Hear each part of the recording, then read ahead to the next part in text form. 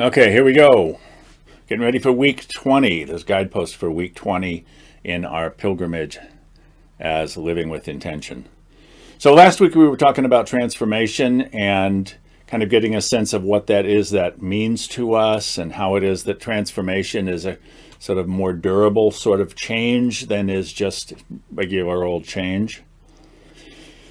Transformation is what happens when any kind of organism or organization moves to a higher level of being.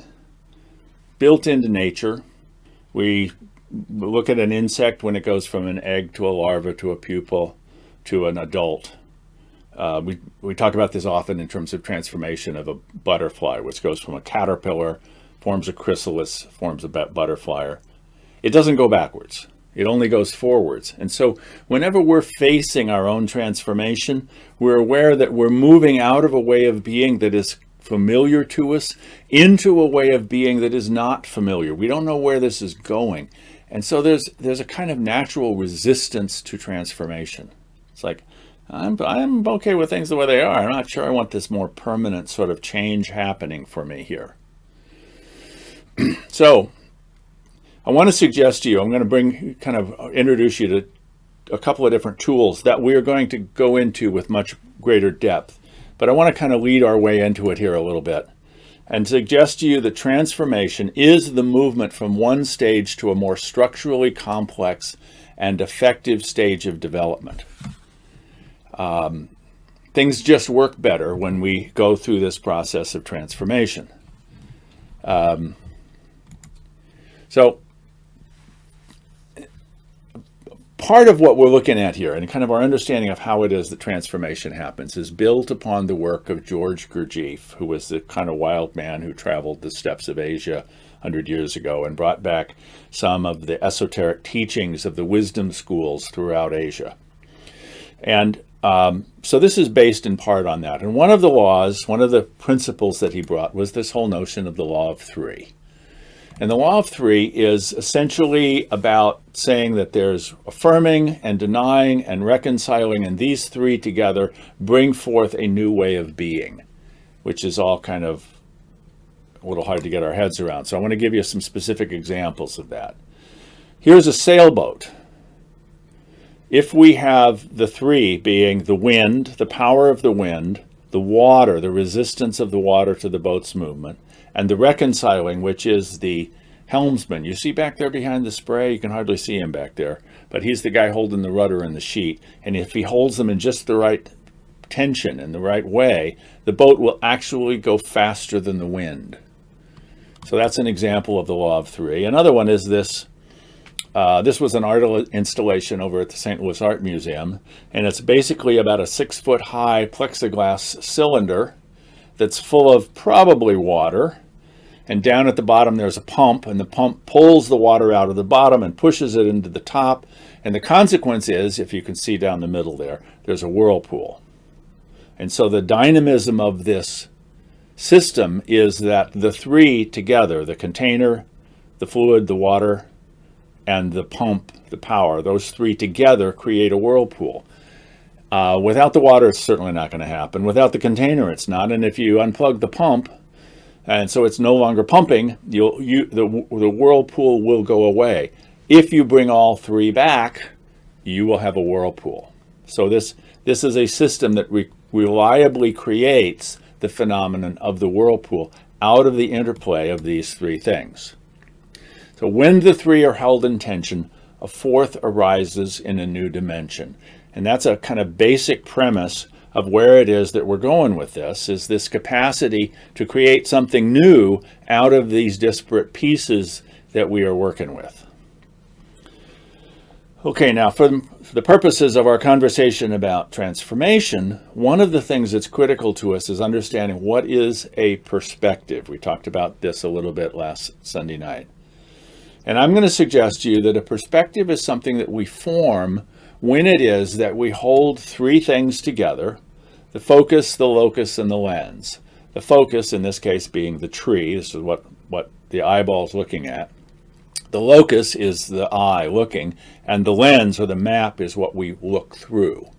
And when we do that, when we look at this from a particular thing from a particular place with a particular cognitive understanding, what we construct is a perspective.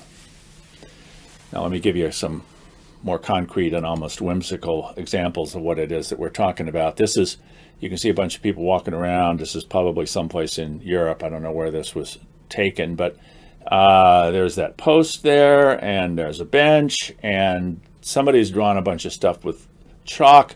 A little hard to know what it is from this locus. So we're going to change the location from which we're looking, and we're going to move about 8 feet to the right so that we can see that what it is a big snail who's about to eat that girl. Right? Let me go back and you take another look at that. So here's what it looks like from one vantage point, and here's what it looks like from another vantage point. And it allows us to make sense of it if we look from a particular locus. Okay, here's another example. That doesn't make very much sense to us, but if you're on this other side of the blue, whatever that thing is there, you can see a tripod, and on the tripod is a sight piece. So if we go all the way around to the other side and we look through that sight piece, what we see is this. All right, again, let me just show you what it is that we're looking at here. That's what it looks like from one side. We go around to the other side, and this is what it looks like. So the perspective is formed by a choice of something we look at, our focus, the place from which we are looking, the locus, and the interpretive map that we're using, the lens that we look through that allows it to make sense. And the three together form what we call a perspective. And we all have lots and lots of perspectives. The more perspectives we have, the more we can see our reality with depth. So we want to have as many as we possibly can. All right, so then we have these two maps that I want to share with you. The Transformation Octave, which is an application of Gurdjieff's Law of 7, which is a little more complicated than the Law of 3. But I have two versions of it here. This is one way of looking at it. This one feels a little better to me for some reason, kind of in terms of it's going counterclockwise. But you're all familiar with the octave. You've heard the songs from The Sound of Music. Do, a deer, a female, anyway, do, re, mi, fa, sol, la, ti, do, do, do, are the same note, just an octave apart. Do is what we return to as our stable place. This is where we'd like to live. I want things to be stable for me at do. But stuff happens, and we get interrupted in what it is that we're doing by some ray. There's something that's going on that disturbs me, and I have to look at it. I don't have to. There's a lot of things that bother me that I don't have to look at. But if I choose to look at it, then I figure out what it means. What does this mean to me that this is happening to me? But the meaning that I'm making of it may not allow me to solve the problem and to know what to do. So I'm pushed far from where I normally stand into looking at new meanings. What is the dictionary? What is the instruction book? What are other people? What are people who see the world very differently than I do? What do they say? What do they say it means to them when this happens?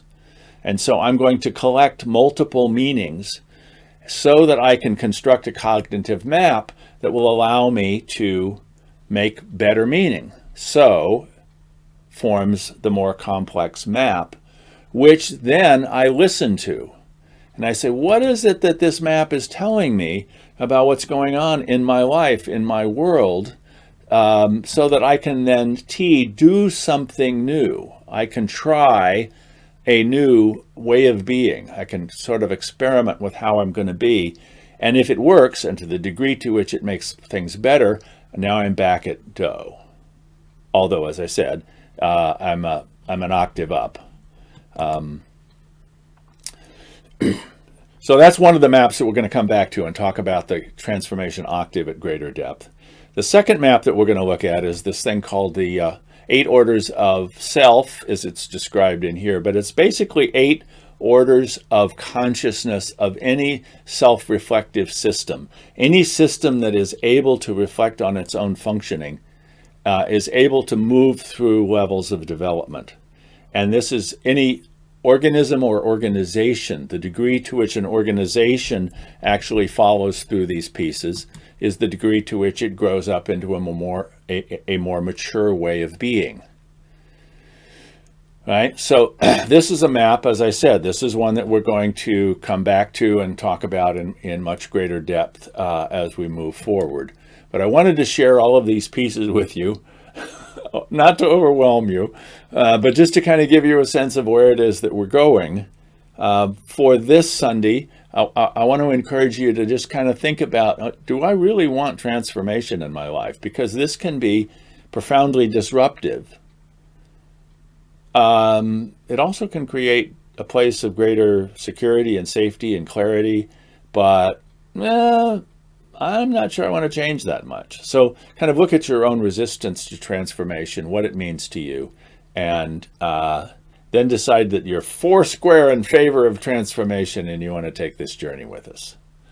Okay, so I hope to see you Sunday evening. Take care.